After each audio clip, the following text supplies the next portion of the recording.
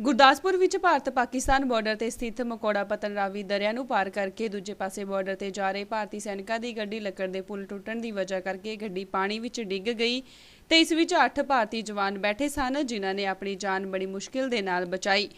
ਸਾਨੂੰ ਦੱਸਿਆ ਗਿਆ ਹੈ ਇਸ ਵੇਲੇ ਕਿ ਆਪਣਾ ਜਿਹੜਾ ਮਕੌੜਾ ਪਤਨ ਦਾ ਪੰਟੂਨ ਬ੍ਰਿਜ ਸੀਗਾ ਉਹਦੇ 'ਚ ਹੋ ਗਿਆ ਥੋੜਾ ਸਾ ਇਸ ਤਰ੍ਹਾਂ ਦਾ ਹਾਦਸਾ। ਜਿਹੜੀ ਆਰਮੀ ਦੀ ਗੱਡੀ ਸੀਗੀ ਉਹ ਜਿਹੜੇ ਤਖਤੇ ਲੱਗੇ ਹੋਏ ਸੀ ਟੁੱਟ ਗਏ ਤੇ ਫਸ ਗਈ। ਹੁਣ ਮੈਨੂੰ ਪਤਾ ਲੱਗਿਆ ਗੱਡੀ ਤੋਂ ਨਿਕਲ ਗਈ ਹੈ ਤੇ ਨਾਲ ਉੱਤੇ ਕੋਈ ਜਾਨ ਮਾਲ ਦਾ ਹੋਰ ਨੁਕਸਾਨ ਨਹੀਂ ਹੋਇਆ।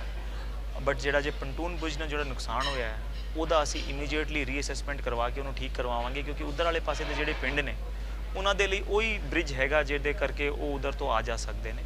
ਸੋ ਅਭੀ ਐਕਸੀਅਨ ਜਿਹੜੇ ਪਠਾਨਕੋਟ ਹੈ PWD ਉਹਨਾਂ ਦੇ ਨਾਲ ਅਸੀਂ ਗੱਲ ਕਰ ਰਹੇ ਨੇ ਕਿ ਮੌਕੇ ਤੇ ਪਹੁੰਚ ਕੇ ਅਸੈਸ ਕਰਨ ਕਿੰਨਾ ਨੁਕਸਾਨ ਹੋਇਆ ਤੇ ਆਪਾਂ ਉਹਨੂੰ ਜਲਦੀ ਤੋਂ ਜਲਦੀ ਵਾਪਸ ਰਿਪੇਅਰ ਕਰਵਾਈਏ।